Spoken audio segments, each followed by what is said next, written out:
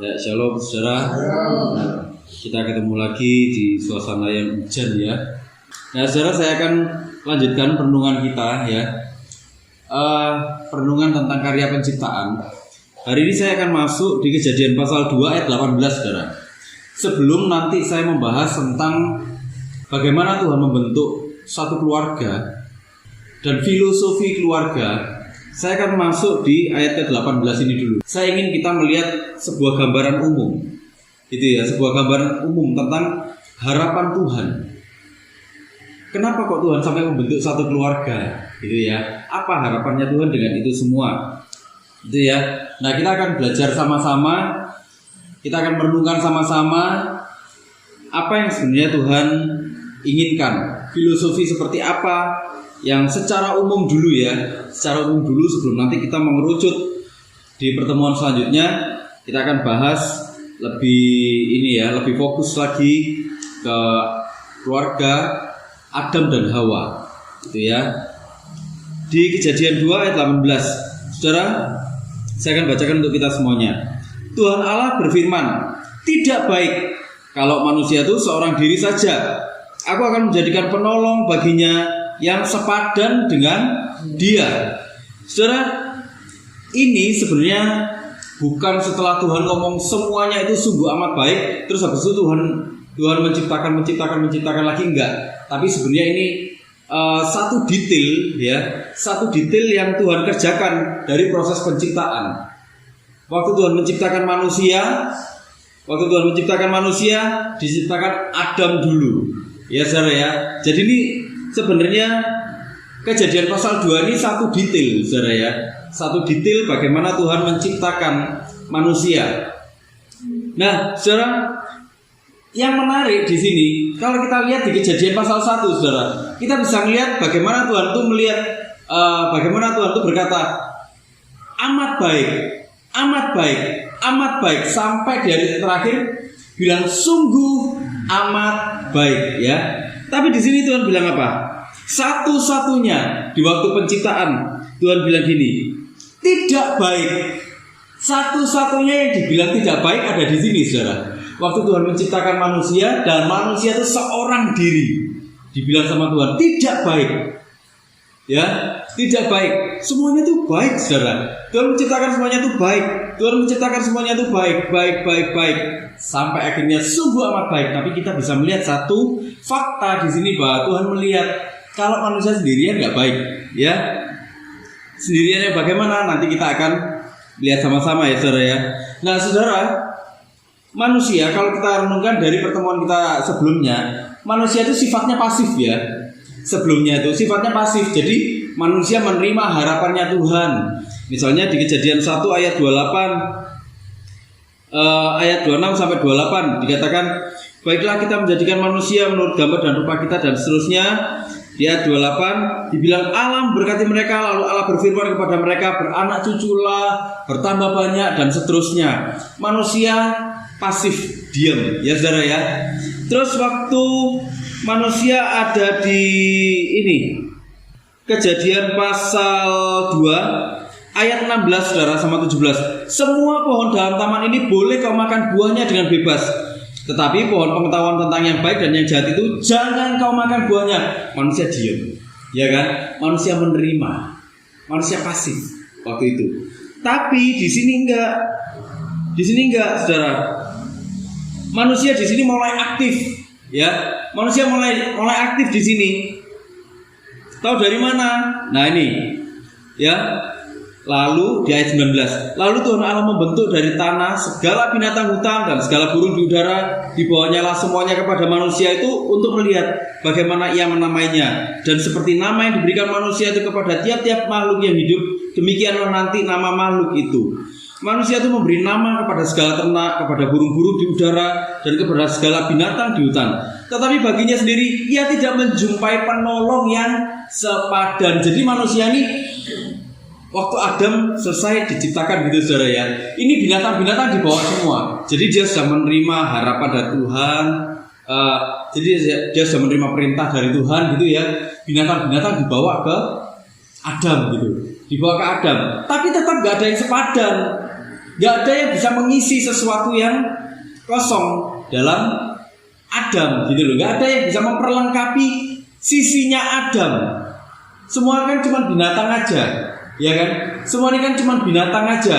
Bahasanya nggak sama, nggak bisa memperlengkapi Adam tentang bagaimana harus mengelola taman ini, tentang bagaimana harus hidup di dalam kehendak Tuhan, melakukan pengelolaan, gitu loh. Jadi ini nggak ada yang sepadan, nggak ada yang bisa dijadikan tempat untuk berbagi, nggak ada yang bisa dijadikan tempat untuk saling belajar, nggak ada. Jadi nggak ada yang sepadan, nggak ada yang setara waktu itu. Kenapa? Karena waktu itu Adam sudah mulai aktif dan dia mulai berkomunikasi. Ya kan, waktu binatang-binatang datang, dia mulai menamai, namamu ini, misalnya namamu gajah, atau misalnya namamu kijang, namamu kuda, dan sebagainya, dan sebagainya, dan sebagainya. Tapi nggak ada yang bisa saling dengan Adam, gitu loh. Jadi komunikasinya di sini searah, komunikasinya di sini nggak nyambung, saudara, gitu loh ya.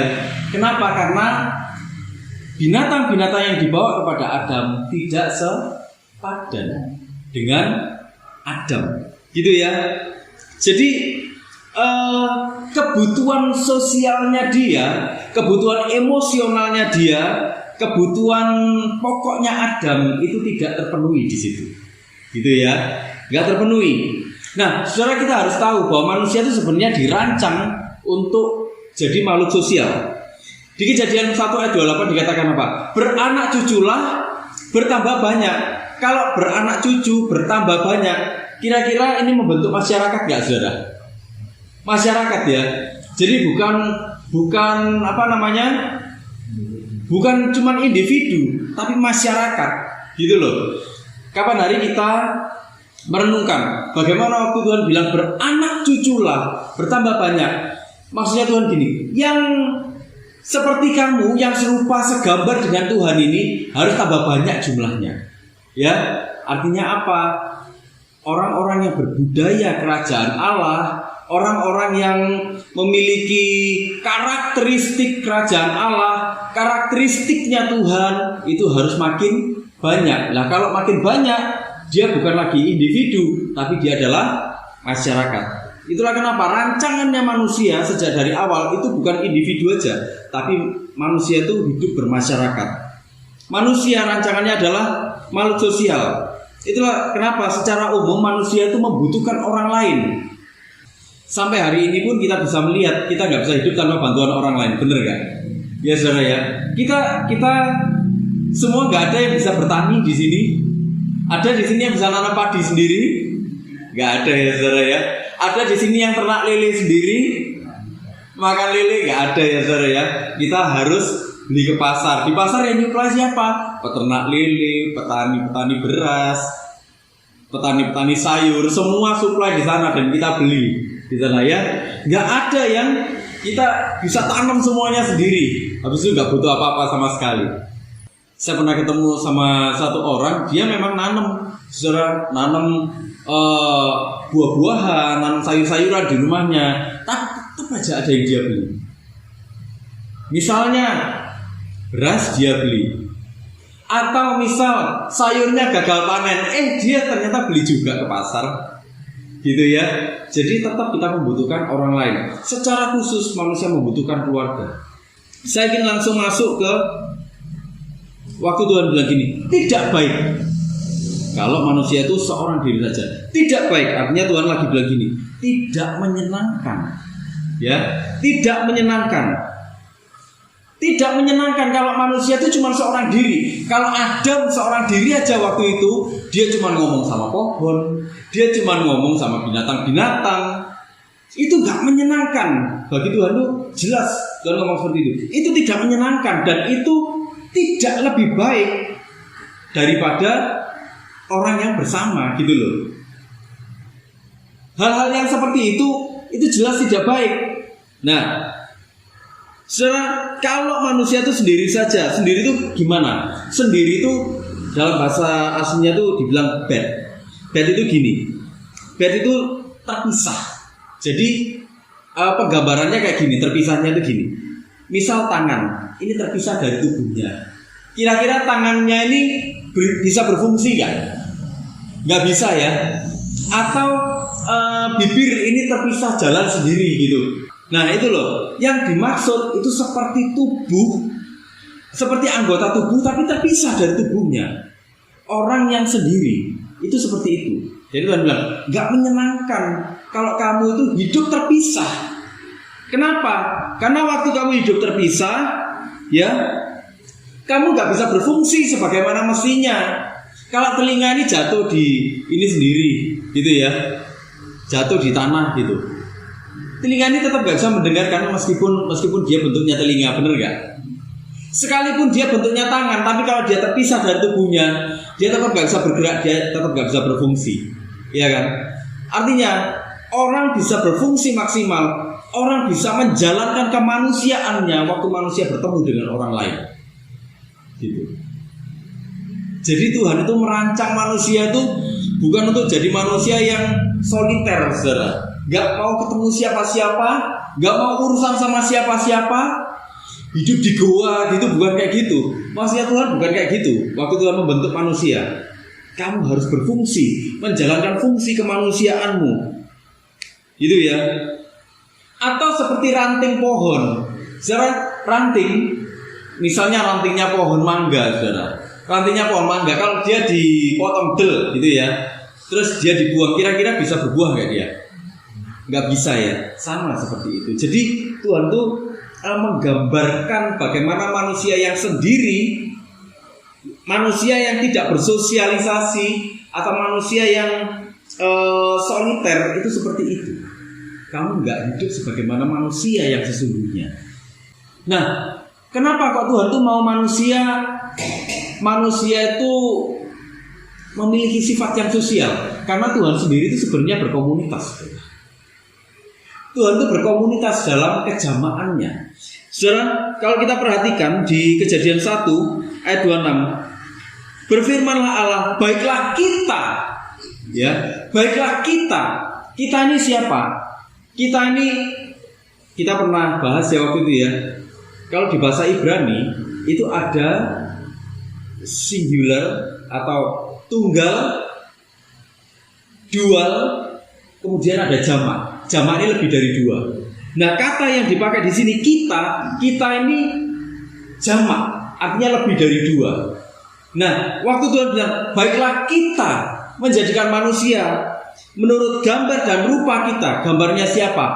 Allah Bapa, Allah Anak, Allah Roh Kudus. Waktu itu lagi berkomunikasi, mereka dalam harmoni, dalam kejamaannya. Ya, manusia diciptakan serupa dan segambar dengan Tuhan.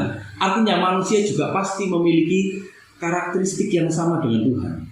Gitu loh. Ya, jadi saya kalau bayangkan bagaimana dari Kejadian 1 sampai Kejadian pasal 2 ini aja, bagaimana prosesnya Tuhan itu membentuk manusia itu begitu indah gitu loh. Begitu indah. Gak ada alpanya gitu loh. Gak ada sebenarnya gak ada cacatnya. Gak ada cacatnya, tapi nanti kita akan belajar sama-sama bagaimana manusia mencacatkan dirinya sendiri dengan sadar. Gitu saudara ya. Nah, inilah kenapa manusia memiliki sisi sosial. Manusia tidak dapat hidup tanpa orang lain. Ya, karena waktu manusia menjadi soliter, dia menjauh dari sisi kemanusiaannya. Gitu ya. Jadi kita bisa mulai memahami ya bagaimana atau kenapa kok Tuhan itu nggak mau manusia itu seorang diri saja. Karena kalau seorang diri, manusia tidak bisa berfungsi sebagaimana yang seharusnya. Saudara, sifat sosial manusia itu sebenarnya adalah cara Tuhan mendewasakan, memperkuat, membentuk karakternya manusia, membentuk moralitasnya manusia yang sesuai dengan apa yang Allah inginkan. Saudara, saya akan bacakan di Amsal 27 ayat 17, saudara. Dikatakan gini, besi menajamkan besi, orang menajamkan sesamanya. Kita pernah bahas ya, bagaimana seseorang. Jadi ini ayat ini bukan lagi ngomong gini, yang satu jadi antagonis, Habis itu mukuli yang dar terus bilang aku dipakai Tuhan untuk membentuk kamu. Bukan yang seperti itu. Jadi ayat ini lagi bilang kayak gini. Kita semua sama-sama saling mendewasakan. Kita semua sama-sama saling menginspirasi. Kita semua sama-sama saling menajamkan. Supaya apa? Supaya hidup kita makin tajam. Supaya hidup kita ini makin tajam kita menangkap kehendak Tuhan. Kita makin fokus hidup di dalam rencana Tuhan. Jadi ayat ini sebenarnya lagi bilang seperti itu. Satu dengan yang lainnya. Dalam persaudaraan seiman ini, kita saling menginspirasi, kita saling mendorong, kita saling menguatkan supaya kita sama-sama semakin hidup dalam rencana Tuhan. Supaya setiap rencana Tuhan dipastikan untuk tergenapi di dalam hidup kita. Supaya kita saling menjagai.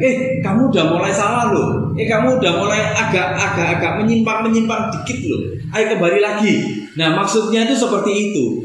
Nah, itulah kenapa saudara ya, kita bisa lihat. Jadi sifat sosial secara manusia ini enggak maha tahu, bener ya? Manusia enggak maha tahu, yang maha tahu cuma Tuhan. Nah, sifat sosial ini dipakai sama Tuhan untuk apa? Supaya manusia belajar. Supaya manusia bisa saling dengan yang lainnya. Saudara, dari sini sebenarnya kita bisa melihat gini, bahwa Tuhan itu sebenarnya melihat kesendirian itu sangat berbahaya bagi manusia. Itulah kenapa dibilang sama Tuhan, tidak baik. Itu sungguh-sungguh tidak menyenangkan kalau manusia itu terpisah-pisah. Gitu loh. Kalau manusia terpisah-pisah seperti anggota-anggota tubuh yang terpisah dari tubuhnya, itu sungguh-sungguh tidak menyenangkan, sungguh-sungguh tidak baik. Karena manusia tidak akan menjadi manusia dengan cara seperti itu. Dia tidak bisa menjalankan fungsinya. Waktu manusia itu hidup di dalam kesendirian, bahayanya apa? Bahayanya manusia itu tidak akan mencapai apa yang Allah inginkan, melainkan mencoba mencapai apa yang dia inginkan. Kalau kita lihat saudara di Kejadian 3 ayat 1 saudara ya. Di Kejadian 3 ayat 1 dikatakan gini. Ini waktu ular mulai menjebak gini ya. Adapun ular ialah yang paling cerdik dari segala binatang di darat yang dijadikan oleh Tuhan Allah. Ular itu berkata kepada perempuan itu, tentulah Allah berfirman, semua pohon dalam taman ini jangan kamu makan buahnya, bukan? Saudara, Hawa lagi sendirian atau lagi bareng-bareng sama Adam ini saudara? Lagi sendirian. Ya, lagi sendirian. Saya mencoba membayangkan Hawa diracuni oleh ular itu sudah sedemikian lama, dan dia nggak langsung cerita sama Adam. Jadi dia menikmati pikiran-pikiran yang nggak karu-karuan, pikiran-pikiran yang aneh-aneh, pikiran-pikiran pemberontakan yang dimasukkan oleh ular kepada Hawa. Hawa sendirian saudara. Dan Hawa mulai menikmati pikiran-pikiran liarnya. Itulah kenapa nanti kita bisa lihat bagaimana Hawa kemudian mulai ngomong sama Adam, gitu. Apa? Ini loh kok kayaknya keren ya pemikiran kayak gini ya. Nah kayak gitu saudara. Jadi Hawa mulai memelihara pikiran liarnya di dalam kesendiriannya. Di dalam kesendiriannya dia mulai menolak semua pikiran-pikiran yang berasal dari Tuhan. Dia mulai menolak rancangan-rancangan Tuhan. Dan dia mulai menikmati pikiran-pikirannya sendiri. Dia mulai menikmati rancangan-rancangannya sendiri. Dia ingin menjadi seperti apa yang dia inginkan, bukan apa yang Tuhan inginkan. Dalam kesendiriannya manusia bergerak menjadi liar. Dalam kesendiriannya pada akhirnya manusia kehilangan harmoni dengan Tuhan. Manusia justru merusak hidupnya sendiri. Bukan cuma merusak hidupnya sendiri, tapi kita bisa melihat bagaimana Adam dan Hawa pada akhirnya merusak kehidupan keturunannya. Bagaimana manusia akhirnya mengalami yang namanya kematian. Semua mulai ada umurnya, ya kan? Kapan hari kita mulai bahas, manusia mulai kehilangan keutuhan di dalam hidupnya. Kenapa? Karena dosa merusak sifat-sifat yang baik yang Tuhan tanam di dalam hidup. Gitu loh, ya. Itulah kenapa saudara manusia itu gak baik kalau dia sendiri saja. Manusia harus ada bersama-sama di dalam satu komunitas. Manusia harus ada bersama-sama di dalam masyarakat. Ya, kenapa? Karena masyarakat akan menjadi kontrol bagi dia. Karena masyarakat akan mengingatkan dia bahwa dia mulai bersalah. Ya, karena dalam masyarakat, termasuk masyarakat yang paling kecil, keluarga, masyarakat ini akan menuntun dia di jalan yang memang seharusnya. Ya, nah itu dia. Kemudian saya akan lanjut lagi, saudara. Tuhan mulai bilang gini, waktu dibilang tidak baik kalau manusia itu seorang diri saja. Kemudian bilang, aku akan menjadikan penolong baginya yang sepadan dengan dia. Nah, saudara, sepadan ini yang bagaimana? Sepadan ini neget. Neget ini yang bagaimana? Neget itu seperti sesuatu yang berlawanan. Tapi bukan berlawanan maksudnya fight gini ya, saudara ya. Bukan berlawanan maksudnya ayo kita geger, bukan gitu. Ini berlawanan yang dia ada di depan kita. Dia ada di depan kita. Tingginya sama dengan mata kita. Jadi misal saya berhadapan gini ya dengan Pak Bil misalnya, atau berhadapan dengan Bu Bil. Tingginya sama, mata ketemu sama mata. Sepadan itu maksudnya seperti itu. Mata ketemu dengan mata.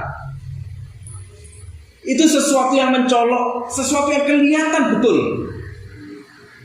Ya, sesuatu yang kelihatan betul. Jadi yang maksudnya berlawanan itu berhadapan-hadapan seperti ini, saudara. Berhadapan-hadapan seperti ini.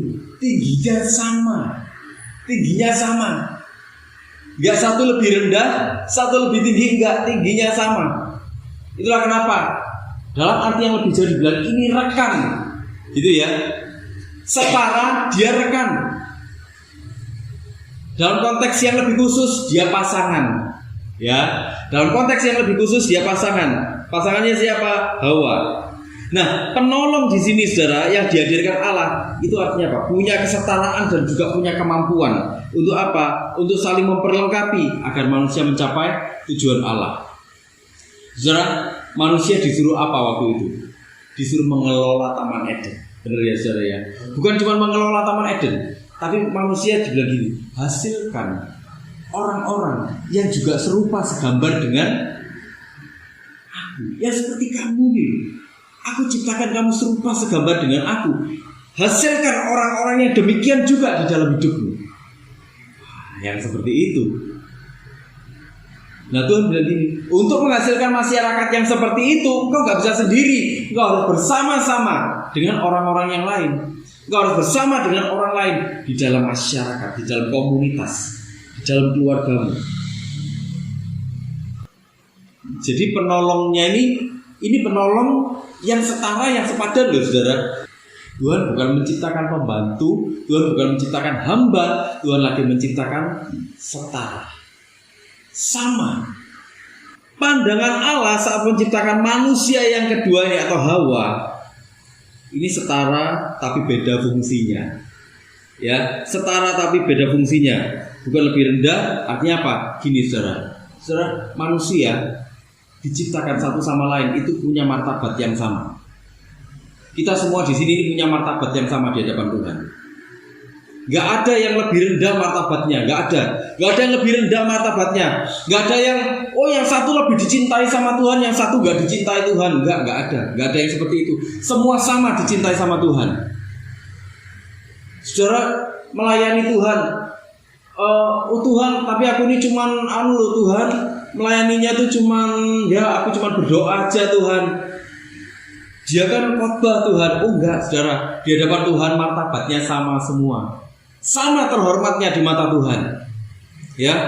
Tuhan, tapi aku yang satu ini aku cuman ini Tuhan, aku enggak pelayanan panggung Tuhan. Aku di sini cuman pelayanan apa sih Tuhan? Cuman misalnya menyambut orang, cuman gitu aja. Aku cuman dengarkan orang Tuhan. Saudara, tapi di mata Tuhan semuanya itu sama martabatnya. Semua sama terhormatnya di mata Tuhan. Ya. Jadi gak ada yang lebih rendah, gak ada yang lebih tinggi. Kita kan sering lihat orang menggolong-golongkan, bener gak saudara? Orang menggolong-golongkan, kaya, miskin. Yang kaya lebih dihormati daripada yang miskin, bener gak saudara? Ayo, saudara. Kadang-kadang kalau kita pergi ke satu tempat yang memberikan jasa, saudara, ya misalnya tempat yang memberikan jasa, saudara, kalau orang yang kelihatannya mentereng, kira-kira didatangi nggak, saudara? Didatangi kan? Selamat pagi Pak, ya kan? Atau selamat pagi Bu, selamat siang, ada yang bisa dibantu, ya kan? Bener nggak? Ya kayak gitu kan? Kayaknya tuh dihargai betul-betul. Tapi kalau orangnya kelihatan lusuh, bajunya nggak mentereng, apa yang terjadi, saudara? Dianggap nggak? Nggak dianggap. Kebanyakan seperti itu kan, saudara ya. Saya pernah datang ke satu toko, saudara ya. Ini kondisi waktu itu lagi sama-sama sepinya. Waktu pertemuan pertama, saya ke sana, saudara, apa yang terjadi? Saya pakai baju yang saya biasa-biasa aja, dari kampus, gitu-gitu ya, saudara ya. Kucel, gitu-gitu. Saudara tahu?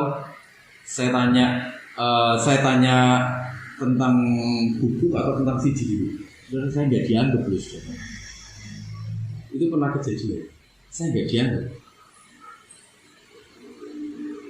Terus saya gini, ya udahlah, anggap aja ini eksperimen. Di pertemuan selanjutnya, saya pakai baju yang lebih bagus, saudara. Saya pakai baju yang lebih necis lah. Saudara tahu? Saya tanpa tanya langsung ditanya, cari apa? Ada yang bisa dibantu? Gitu. Mungkin kalau saya lagi pakai baju yang lusuh gitu, mungkin batinnya gini, ada yang bisa dibantai gitu. Bukan dibantu tapi dibantai, saudara. Gitu. Atau ada yang bisa dibanting gitu ya, saudara ya. Ya itu loh. Menggolongkan kaya, menggolongkan miskin. Bahkan kadang-kadang itu terjadi di gereja.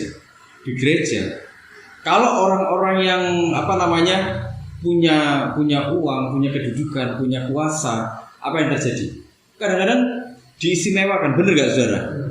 Ya, Pak, bagaimana kabarnya? Shalom Pak, apa kabar? Lama ya kita gak ketemu. Coba kalau gak punya uang, coba kalau dia biasa aja, gak usah ngomong miskin lah. Coba kalau dia biasa aja, kira-kira apa yang terjadi, saudara? Oh datang, gak datang. Lama gak datang loh, saudara, gak ditanyai. Ya bener ya. Lama gak datang. Lama gak datang dibiarkan. Kadang-kadang kan kayak gitu loh. Tapi kalau orang yang kaya, Pak, ditanyainnya tuh macam-macam, saudara. Iya kan? Yang kayak gitu-gitu. Kenapa? Ya itulah penggolongannya manusia. Belum lagi masalah ras. Ya kan? Ada orang-orang yang anggap ras ini itu lebih istimewa. Ras yang lainnya gak ada istimewanya. Warna kulit itu jadi masalah. Bener gak, saudara? Kita bisa melihat zaman-zaman waktu zaman perbudakan dulu, saudara ya. Zaman-zaman waktu zaman perbudakan dulu, bagaimana orang-orang kulit berwarna itu dianggap sama sekali tidak bermartabat. Apakah seperti itu yang Tuhan inginkan? Enggak. Tuhan itu mengasihi segala bangsa. Itulah kenapa di Matius 28 ayat 19 dikatakan, pergi dan jadikan semua bangsa muridku. Apa Tuhan cuma bilang gini, pergi dan jadikan bangsa ini muridku, yang lainnya gak usah, gak apa-apa. Apa yang kayak gitu? Enggak kan? Tuhan bilang, pergi dan jadikan semua bangsa muridku. Ya, semua bangsa. Gak peduli dia sukunya apa, gak peduli dia bangsanya apa, gak peduli dia warna kulitnya apa. Ya, perbedaan merendahkan dan meninggikan satu golongan dibandingkan golongan yang lainnya itu sebenarnya produk pikiran berdosanya manusia. Waktu manusia jatuh di dalam dosa, sebenarnya yang diharapkan apa sih? Dia meninggikan dirinya sendiri, bener gak, saudara? Itulah kenapa dia bikin gini. Dia pikir dengan aku punya kemampuan untuk membedakan yang baik dan yang jahat menjadi sama seperti Tuhan, ya, mungkin aku bahkan bisa lebih superior dibanding Tuhan. Sama seperti iblis yang ingin mengkudeta Tuhan. Manusia waktu jatuh di dalam dosa sebenarnya dia ingin mengkudeta Tuhan. Dia menggolong-golongkan, dia membuat golongan-golongan pada akhirnya, ya kan, yang berarti, yang tidak berarti, yang lebih kuat, yang lebih lemah. Yang lebih lemah ini dianggap pengganggu. Dah, disingkirkan aja nggak apa-apa. Bener nggak? Orang jadi rasis. Kita sering kan nemui yang rasis-rasis kayak gitu. Kalau kita ngerti kebenaran firman Tuhan, saudara, kalau kita ngerti bagaimana filosofi, bagaimana hati Tuhan waktu Tuhan menciptakan manusia, kita nggak akan jadi orang-orang yang rasis. Orang-orang Kristen seharusnya bukan orang-orang yang rasis, saudara. Orang-orang Kristen bisa menerima segala bangsa masuk ke dalam persekutuan yang penuh dengan kasih. Orang-orang Kristen bisa menerima siapapun, mau kaya, mau miskin, mau punya kedudukan, mau nggak punya kedudukan, mau dari ras apa, mau dari suku apa, dia bisa menerima. Orang Kristen sebenarnya adalah orang-orang yang nggak perlu diajari lagi soal kesetaraan. Waktu dia mengerti isi hati Tuhan, orang-orang Kristen akan melihat orang-orang di sekelilingnya adalah orang-orang yang setara dalam hal martabat. Itu saudara ya. Kita bukan orang-orang yang rasis. Kita bukan orang-orang yang membeda-bedakan kaya dan miskin. Enggak. Semuanya sama-sama berartinya di mata Tuhan. Itulah kenapa Tuhan datang ke dunia bilang apa? Karena begitu besar kasih Allah akan apa? Dunia. Akan dunia ini. Ada nggak Tuhan bilang karena begitu besar kasih Allah akan orang-orang kaya? Ada nggak? Atau ada nggak Tuhan bilang gini? Karena begitu besar kasih Allah akan suku ini atau akan bangsa ini, ada nggak yang kayak gitu-gitu? Nggak. Itulah kenapa orang-orang Kristen itu seharusnya adalah pelopor-pelopor dalam hal kesetaraan, dalam hal martabat. Di hadapan Tuhan kita semuanya sama. Amin, saudara. Saudara, jadi kita jangan mau tunduk dalam pikiran berdosa kita yang membeda-bedakan orang. Untuk apa? Untuk membuat diri kita merasa lebih superior dibanding orang lain. Ya, jadi ingat saudara bahwa Tuhan itu nggak pernah mengajarkan yang seperti itu. Tuhan itu justru mengajarkan bagaimana manusia, bagaimana orang-orang, anak-anak Tuhan ini bisa menjadi pelopor-pelopor yang merangkul orang-orang untuk masuk dalam persekutuan yang penuh dengan kasih. Bukan menjadi orang-orang yang rasis. Bukan menjadi orang-orang yang membeda-bedakan. Enggak. Martabat kita sama di hadapan Tuhan. Amin, saudara. Saya ingin buka di Amsal 14 ayat 31, saudara. Dikatakan gini. Itulah kenapa kita bisa percaya Tuhan tuh enggak rasis, saudara ya. Dia bilang gini, siapa menindas orang yang lemah, menghina penciptanya. Tetapi siapa menaruh belas kasihan kepada orang miskin, memuliakan dia. Ya, saudara. Menghina ini bahasa Ibrani-nya itu karab, gitu ya. Karab itu apa? Karab itu menghujat. Jadi orang yang apa namanya? Orang yang menindas orang yang lemah, dia sebenarnya sedang menghina, dia sedang menghujat penciptanya, dia sedang menghujat Tuhan. Menghujat itu gini, saudara. Menghujat itu mengucapkan penghinaan terhadap Allah secara sengaja. Dia menghina Allah, dia berbuat tidak sopan, dia mencela apa? Mencela namanya, mencela sifatnya, mencela karyanya, mencela karakteristiknya Tuhan. Jadi waktu kita ini membeda-bedakan orang-orang di sekeliling kita, apa yang terjadi? Sebenarnya kita sedang menghujat Tuhan. Waktu kita membeda-bedakan kaya dan miskin, kita membuat penggolongan-penggolongan yang seperti itu, suku, ras, seperti itu. Apa yang terjadi sebenarnya? Kita sedang menghujat Tuhan. Kita mencela Tuhan, mencela namanya, mencela sifatnya, mencela karyanya, mencela karakteristiknya Tuhan. Saudara,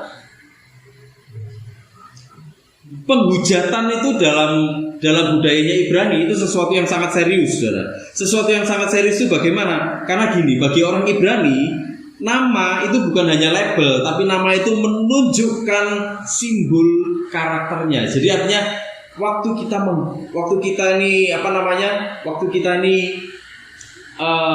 menginjak-injak martabat orang lain, saudara, kita sebenarnya sedang menghujat Tuhan, gitu loh.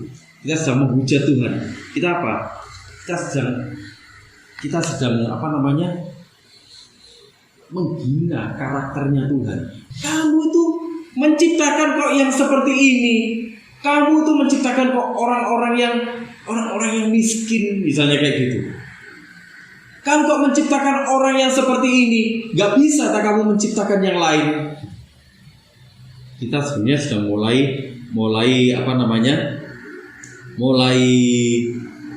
mempertanyakan Tuhan. Hati kita mulai menghujat Tuhan. Hati kita ini mulai mencela Tuhan, menghina Tuhan. Mungkin kita lagi berkata Tuhan itu tidak kompeten gitu loh, saudara. Kalau di perjanjian lama, saudara, hujatan seperti itu hukumannya mati, saudara. Dilempari sampai mati. Dalam seluruh aktivitas manusia apapun keadaannya itu tetap harus dihargai. Saudara, kita ini mengasihi orangnya tapi tidak dengan dosanya. Kita nggak menerima dosa-dosanya, tapi kita wajib menerima orangnya. Tetap menegurnya dengan kasih bahwa dia harus bertobat, iya. Nggak terus dia hidup dalam dosa-dosanya, terus hidup dalam LGBT-nya, atau hidup dengan free sex-nya, atau misalnya hidup dalam perselingkuhannya.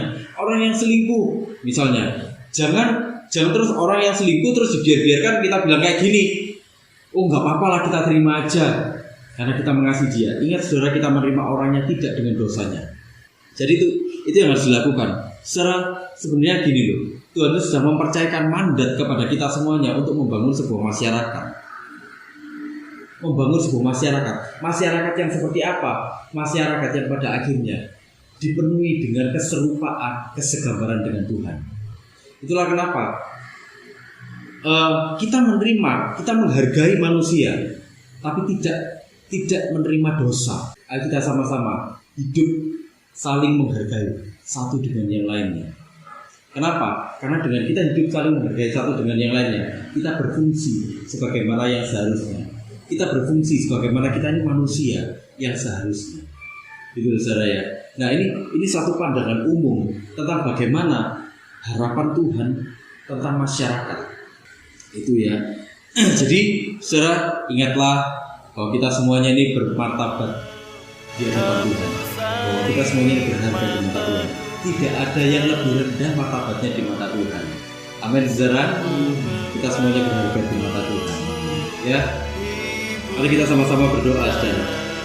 Dengan kasih sayangmu memberi